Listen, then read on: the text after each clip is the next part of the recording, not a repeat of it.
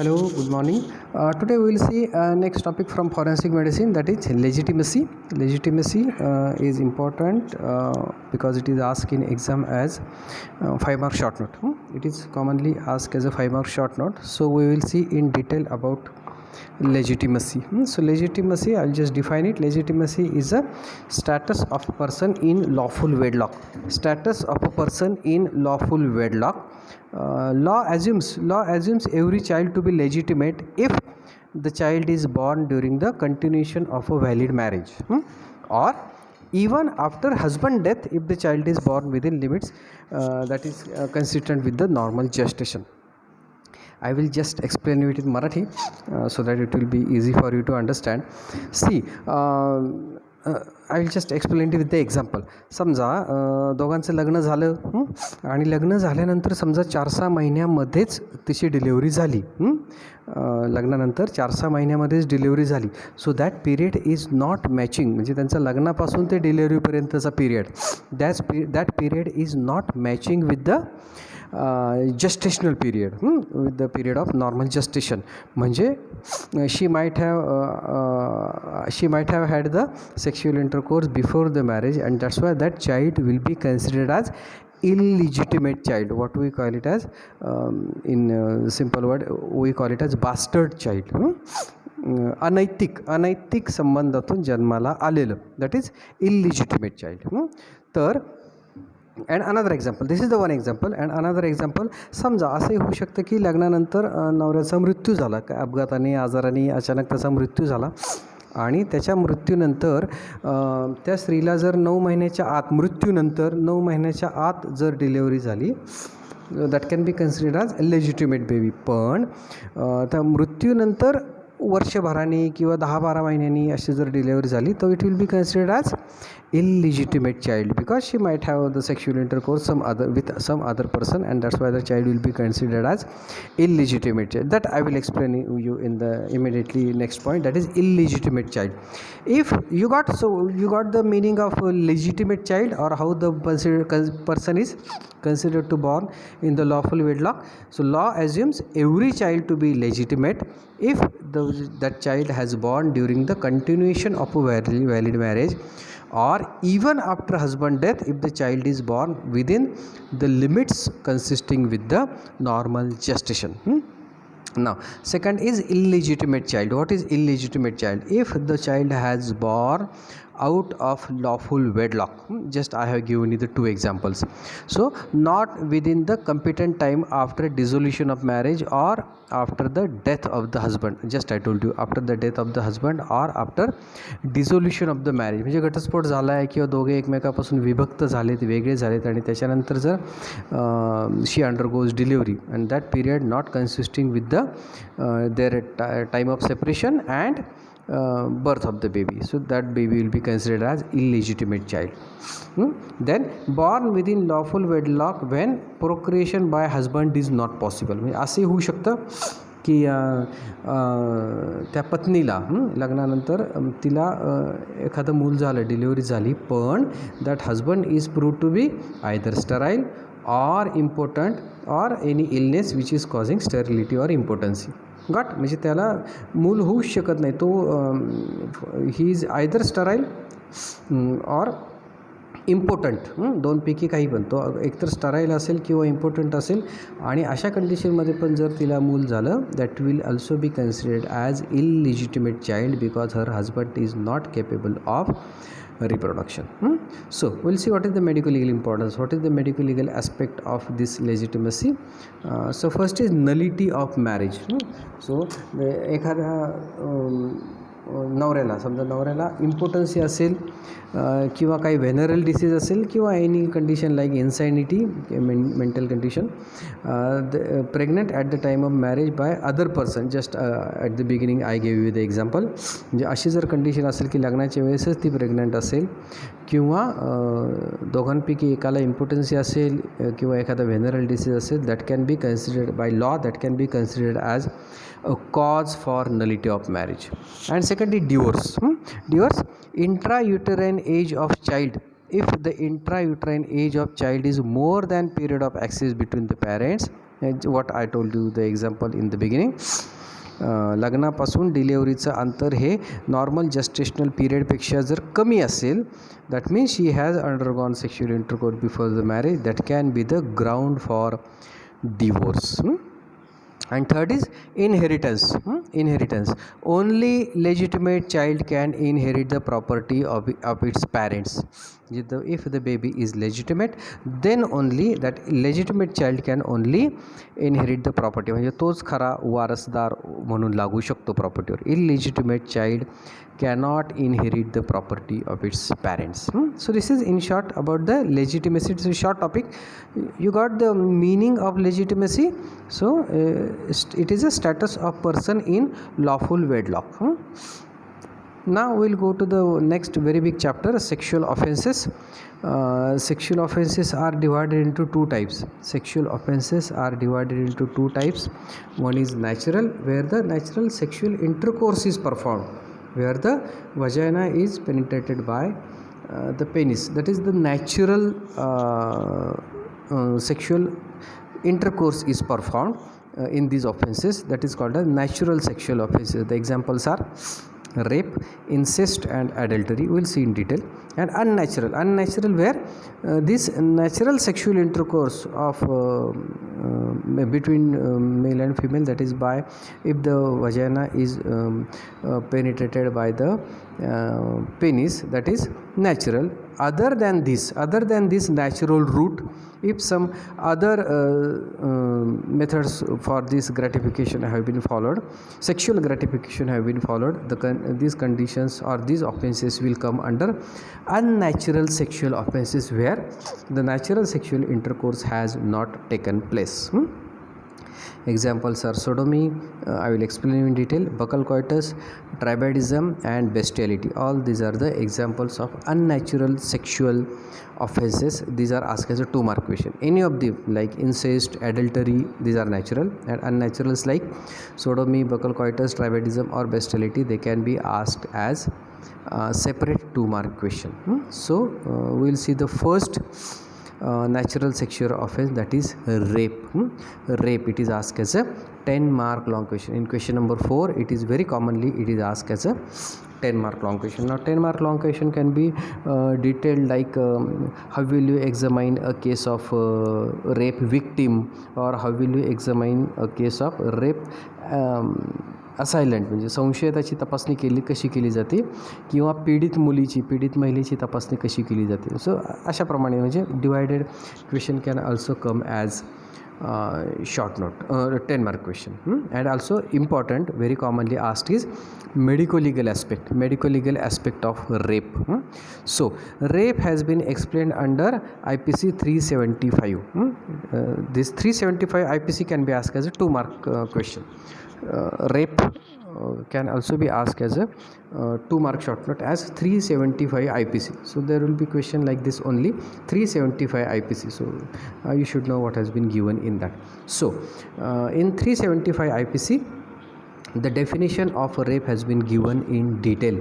So that is lawful sexual intercourse. Now this each and every word is having meaning in the law. Each and every word is having its meaning and medico legal aspect. So lawful sexual intercourse, as we have studied, we have just seen, rape is a natural sexual offense. So unlawful sexual intercourse by a man with his wife below 15 years of age, or any other woman below 16 years or above 16 years, against her will, without her consent, or which has been obtained by unlawful means. So I will explain each and every word in detail. While unlawful, why sexual intercourse by a man is having medical legal importance with his wife below 15 years, or any other woman below 16 years or above that age. Each and every word is having its medico legal importance. So we'll see in detail about medico legal aspect of rape. It is asked as a separate 10-mark question. Medico legal aspect of rape. So definition only, just I told you, this definition only explains the medico legal aspect of rape. So we will see each and every word. unlawful. Unlawful, that is, lawful sexual intercourse is considered if they are legally married. Legally married men and women above 15 years of age can perform the sexual intercourse. So it will not be considered as rape. Then sexual intercourse, slightest penetration of vulva by penis with or without emission of the semen. So for the case of rape, there should not be the completion of the act of sexual intercourse or even the seminal ejaculation. Even if the seminal ejaculation has not occurred, or slightest penetration of the vagina by penis is also enough for the case of sexual intercourse. So slightest penetration of vulva by penis with or without emission of the semen will also be considered as the act of rape. Then by a man, again there is no any age limit. There is no any age limit. The man with any age can perform the sexual intercourse. That's why there is no any age limit. Again, in a woman, for woman also there is no any age limit. You might have heard or seen the news of rape. The girl of 2 years, 3 years has also been raped, and even the old woman, she has also been raped. So there is no any age limit for woman or the victim. Against her will, this is the most important point in the definition. Against her will, in India, valid consent can be given. Consent म्हणजे परवानगी, that may be oral or in writing. Valid consent can be given by a woman only above the 15 years of age. मग 15 वर्षापेक्षा कमी वयाची बायको जरी असली, म्हणजे एखाद्या 15 वर्षाच्या पेक्षा कमी वयाच्या मुलीबरोबर लग्न केलेलं असेल आणि तिच्याबरोबर जर सेक्शुअल इंटरकोर्स झाला, it will be considered as rape, because even with her consent it will be considered as rape because her age is less than 15 years of age. So consent must be free, it should be voluntary and in full possession of all her senses.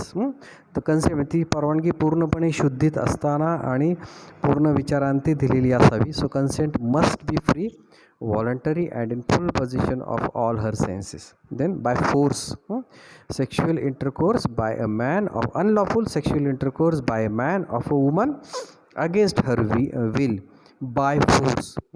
So there will be resistance in the form of shouting, biting, beating or crying. So these evidences will show that it was done by force.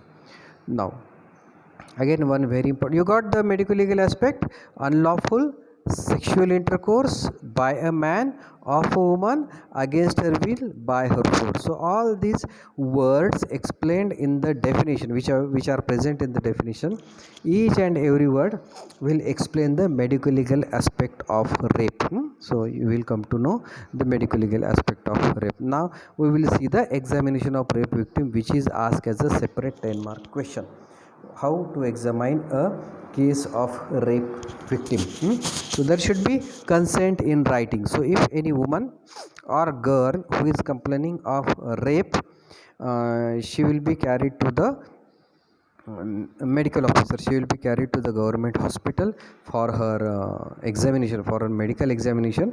A lady constable will be attending her. A lady constable will take her to the government hospital, and with her written consent, this examination can be performed. So that consent should be in presence of a witness if she is 12 years of age or more, and if the age of the girl or age of the victim is less than 12 years, the consent should be taken from the parents, because this लहान मुलगी असल्यामुळे that consent should be taken from her parents. So consent should be taken in presence of witness if the girl is about 12 years of age, and if she has not completed the 12 years of her age, the parents will give the consent. If the examining doctor is a male, if the whatever that medical legal examination the doctor is going to do, if that examining doctor is a male doctor, examination should be done in presence of a lady, either a staff nurse from that hospital, or any lady relative of that girl. If that staff nurse is not available at that time, a lady relative will also be will perform or will also act as a witness for performing that medical examination.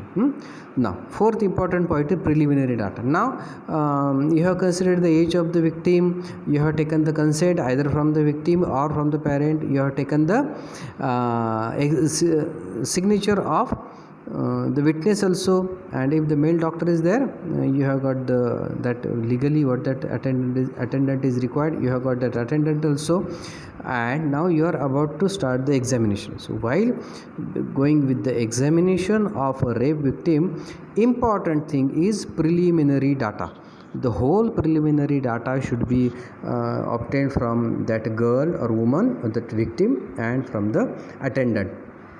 So you will need full name. The full name should be taken, age of the victim, address, occupation, social status, then whether it is married or unmarried, date and time by which the victim has been brought to the hospital, then consent in writing, consent in full consciousness and in full what we call it as compos mentis, in the condition of compos mentis, where the person is fit for giving any consent or any sign any document.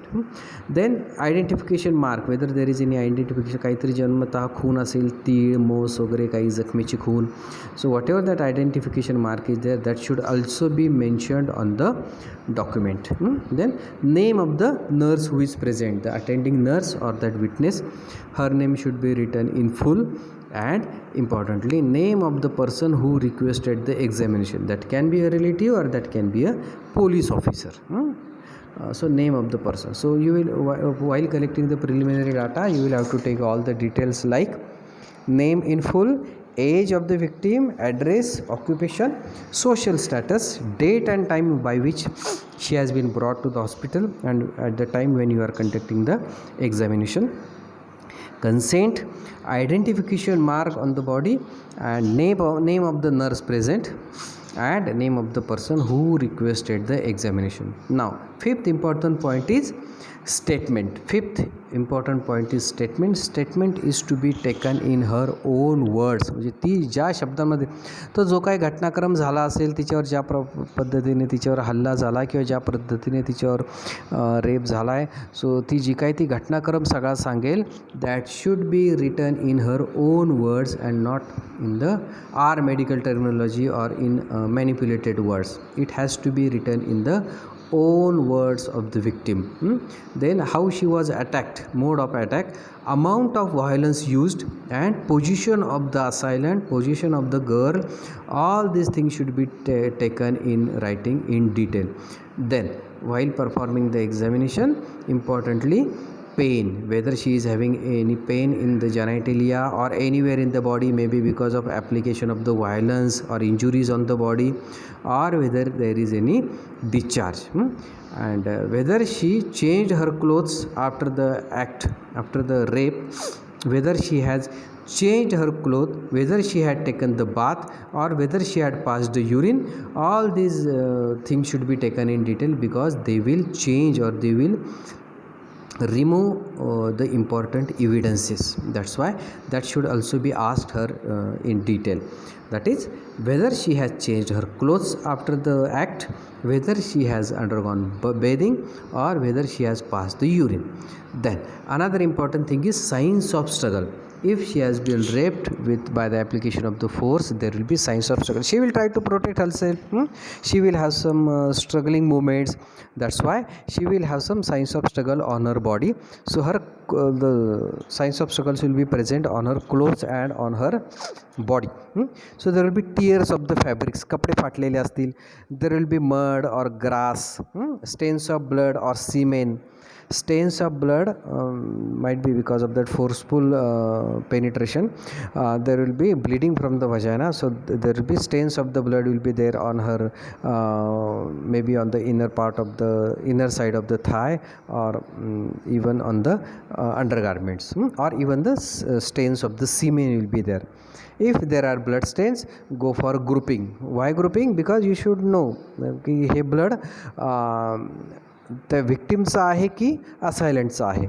So you will have to go for the grouping. When you will collect the blood stains, you should send that blood stain for grouping. So you should come to know whether that blood is from the victim herself or from the assailant. Then another important thing is Locard's principle of exchange, which is asked as a 2-mark short note. It is asked as a 2-mark short note. What is Locard principle of exchange? Whenever two persons meet, मग ते मारामारी असेल, हाणामारी असेल काहीतरी, किंवा हे असं रेपची कंडिशन असेल, when the two persons meet, there will be some exchange of material. So that may be म्हणजे काही त्याच्या अंगावरचे कपडे असतील, केस असतील, किंवा nails are to be examined carefully for tags of the epithelium. म्हणजे आता एखाद्या मुलीवर, एखाद्या स्त्रीवर this rape, if she has been raped, what will happen in attempt to protect herself, she will try to attack him and will try to scratch him. ती त्याला बोसकाडण्याचा, ओरखडण्याचा प्रयत्न करेल. तर काय होईल, तिच्या नखामध्ये त्या समोरच्या माणसाचे स्किनचे एपिथिलियमचे लेयर्स येतील. So those tags of epithelium will be in the nail of that woman and that is Locard's principle of exchange. Some material will be exchange between the two persons when they will come in contact with each other. That is Locard's principle of exchange. And whole body should be examined for marks of violence. म्हणजे तिच्या अंगावर इतरत्र कुठे मारल्याच्या वगैरे काही खुणा आहेत का, हाणामारीच्या किंवा द साइन्स ऑफ स्ट्रगल्स आहेत का, that should be seen carefully. That will come under Locard's principle of exchange. And another very important examination that is to be carried out is examination of genitalia. Her genitalia should be examined very carefully. They should be done in good light. There has to be good light in the examining room and examination room, and it should be done in the lithotomy position. Lithotomy position is the legs are widely spread apart and the legs are taken close to the abdomen. तिचे दोन्ही गुडघे separate करून पोटाजवळ घ्यायचे. So that is lithotomy position. Local signs of violence. There will be local signs of violence. There will be blood stains on the legs, on the inside of the thigh, and also on the vagina.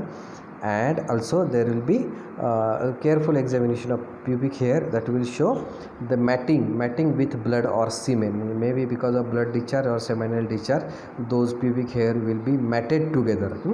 And also see for the foreign hair, that is hair from the person who has done the rape. So matting, pubic hair will show the matting with blood or semen, and also see for the foreign hair. Then spermatozoa and other microorganisms should also be seen for. So spermatozoa can be detected. The sperms remain motile in vagina for 2 to 3 hours. They remain in uterus for 3 to 5 days. So how you will collect the sample of sperm? That whatever the semen sample that has been obtained from the genitalia, it should be prepared in normal saline. Normal saline is to be taken in the amount of 10 to 20 ml, and this smear of the sperm is to be prepared on the slide, and microscopic examination will show the motile sperms. If the motile sperms are found on the preparation with normal saline, it will prove that the intercourse has occurred within 2 to 3 hours, because the sperms will die. If they remain in the vagina, they will die after 2 to 3 hours of period. If the motile sperms are found in the vagina on this preparation on the slide, it will show that, or it will prove that the intercourse has occurred within 2 to 3 hours. Intact sperms are rarely found in vagina after 72 hours, because what happens after the sexual intercourse or after ejaculation? Head and tails of the sperms get separated. Head and tails of the sperm will get separated, and they can be demonstrated by Petty's method, that is the staining method, where the picro indigo carmine stain is used, which will stain the heads red and will stain the tail green and red. So Petty's method is used for staining the sperm, where the picro indigo carmine stain is used, which will stain the heads of the sperm red and tail into green color. And spermatozoa and smegma bacilli in vagina in the vagina can be seen with Ziehl-Neelsen staining, what we call it as ZN staining. ZN staining, the spermatozoa and smegma bacilli. Now, what is smegma bacilli? Smegma is a thick cheesy material. It is a cheesy material which get accumulated on the glands, and when this prepuce, when the prepuce is retracted, a thin the cheesy material, thin layer of the cheesy material is seen on the glands. That is called as smegma, which is present on the glands, and there it contains some bacilli, because of which it is having some bad or disagreeable odor. This smegma is having disagreeable odor because of presence of those bacteria called as smegma bacilli. They are present only on the glands, but if the sexual intercourse has occurred, what will happen? This smegma bacilli will enter the vagina. They will enter the vagina, and while taking the vaginal washings and seen under the microscope, these spermatozoa and smegma bacilli can be seen in this staining, and this staining is to be done with Ziehl-Neelsen staining, that is ZN staining. And smegma bacilli present in the vagina are suggestive of the sexual intercourse. So they are acid fast, rod shaped, and thicker than tubercular bacteria. So that is the smegma. This smegma is also asked as a 2 mark question. Smegma is also asked as a 2 mark question. So this smegma are present on smegma is a cheesy white material which is present on the glands when the skin or the prepuce is retracted. That can be seen, a thin layer can be seen which is having disagreeable odor. So it is present only in the males. So if the sexual intercourse has occurred, this smegma bacilli will enter the vagina, and they will get accumulated, or they will get deposited on the layers of vaginal epithelium that can be detected by Ziehl-Neelsen staining. Now, next important clinical examination is examination for venereal disease, whether that lady is having any venereal disease, or that disease might have been carried from that male person who has performed the rape to the female genitalia. So presence or absence of urethral or vaginal discharge should be noted. So after the sexual intercourse, whether there is any urethral or vaginal discharge, because these urethral or vaginal discharges can be abnormal, and because of some venereal disease, that is sexually transmitted disease. If the accused is also suffering from the same disease, that will also give a good medical legal evidence. If the disease appears in the victim, after its known incubation period after alleged rape, the suspicion of rape can be aroused. म्हणजे for example I just explain you, त्या पुरुषाला, त्या माणसाला ज्याने rape केला आहे त्याला काहीतरी सेक्शुअली ट्रान्समिटेड डिसीज आहे, आणि नंतर त्या स्त्रीमध्ये सुद्धा किंवा मुलीमध्ये जिच्यावर रेप झालेला आहे तिलासुद्धा त्या sexually transmitted disease like gonorrhoea असेल, सिफिलिस असेल.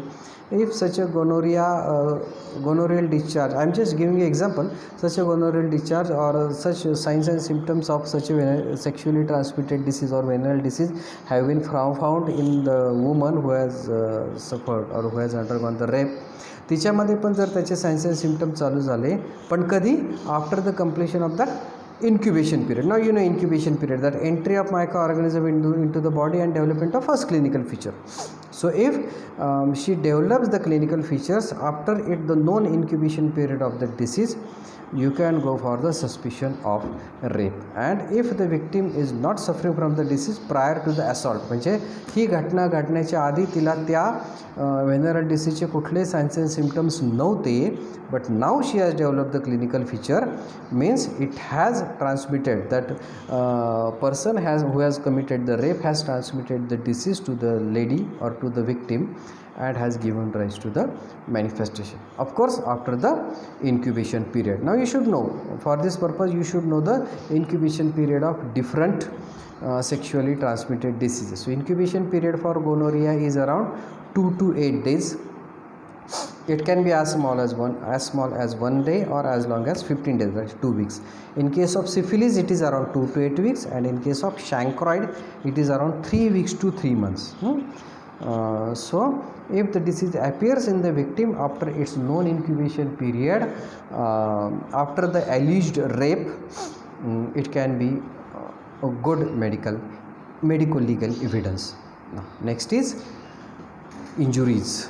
Another important examination of a victim is local injuries. So the vulva, hymen, vagina and perineum you will have to examine carefully. If she is a very small girl, she can have complete perineal tear, or even serious injury to the vagina. Even her urethra might have been damaged.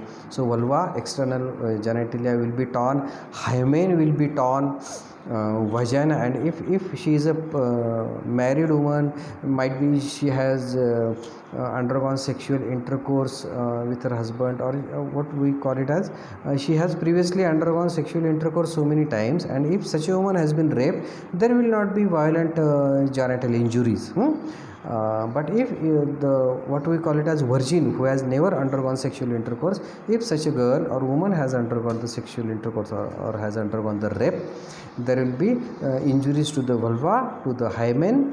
Hymen is a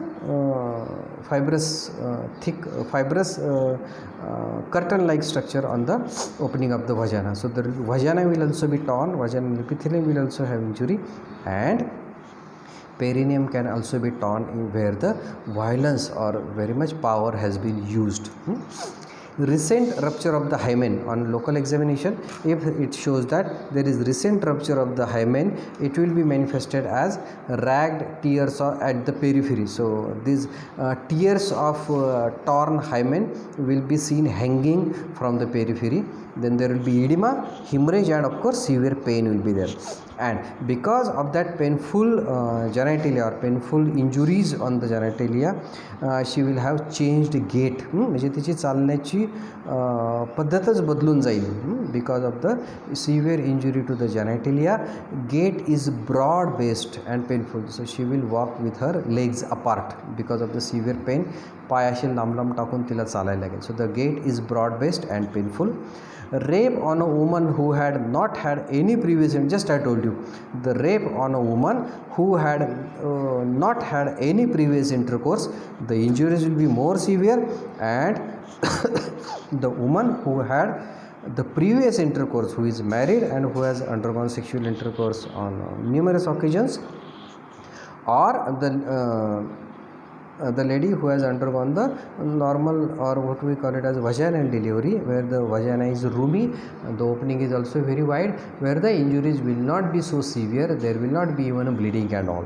So it will vary from the woman who had never had the sexual intercourse and the woman who had the sexual intercourse on numerous occasions, that is in case of a married woman. And of course the massive injuries, serious injuries will be seen in case of rape on a small girl.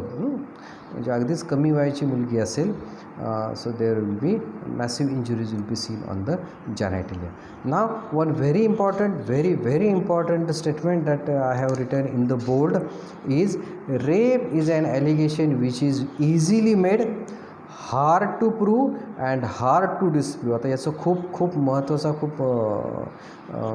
महत्त्वाचा अर्थ निघतो याच्यातून. I will just explain you.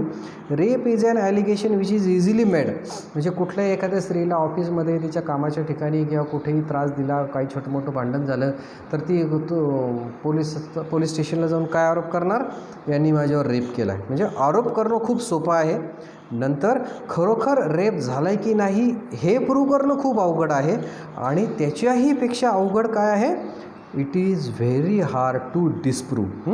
म्हणजे माझ्यावर rape केला आहे हे सांगणं खूप अवघड आहे, आरोप करणं खूप सोपं आहे, आणि रेप झाला आहे हे प्रूव्ह करणं त्याच्यापेक्षा अवघड आहे.